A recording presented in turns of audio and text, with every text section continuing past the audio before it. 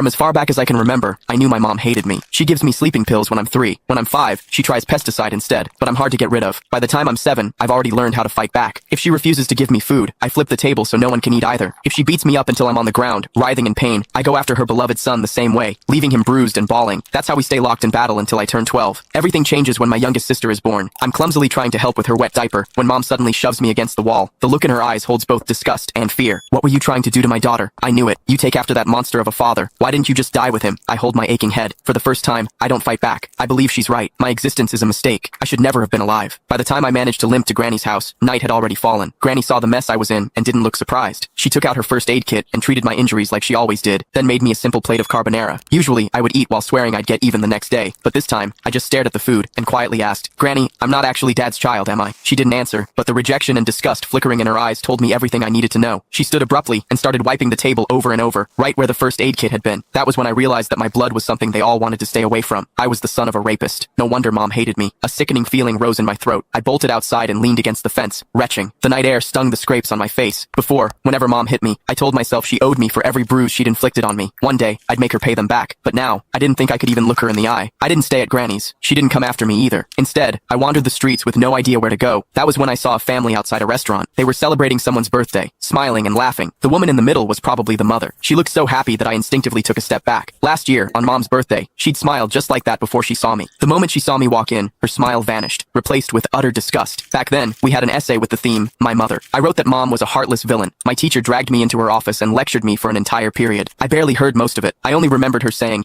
"No mother in this world would ever stop loving her child." I believed her. I saved money from collecting recyclables and bought my mom a birthday cake. I just wanted a hug, the same kind she gave my brother, Casper Willis. But her frigid expression was like a stab in the heart. I felt like a fool, standing there with that cake in my hands. Anger overwhelmed me. When no one was looking, I went out and caught a couple of frogs in the garden. Then, I hid them in the cake. I could still remember the way she screamed when they jumped out. Back then, I felt a twisted sense of satisfaction. I thought she didn't deserve to be a mother. I thought she had it coming. But now, I know the truth. The one who didn't deserve anything was me. My existence itself had hurt her. As I watched that mother's smile through the restaurant window, I made a decision. This year, for mom's birthday, I would give her a gift she would truly be happy with, one that would free her completely. I decided to die. Once that thought took root in my mind, my steps felt lighter. I even started planning how to do it without troubling anyone. I needed to do something that wouldn't leave a mess. But before I could carry out my plan, a patrolling officer spotted me and brought me home. Mom answered the door. As the door shut behind us, I stared at the floor, unable to meet her eyes. Her icy tone sliced through the air. "Why didn't you just die out there?" I almost snapped back, but I forced the words down before they came out. Still, as I stared at her back, I couldn't stop myself from asking, what would you do if I really did die? Would she be the least bit sad? If you've got the guts, hurry up and do it. I'd celebrate. She walked straight into my sibling's room and closed the door. I stood rooted to my spot in the living room. After a long while, I wiped my face and let out a humorless laugh. Mom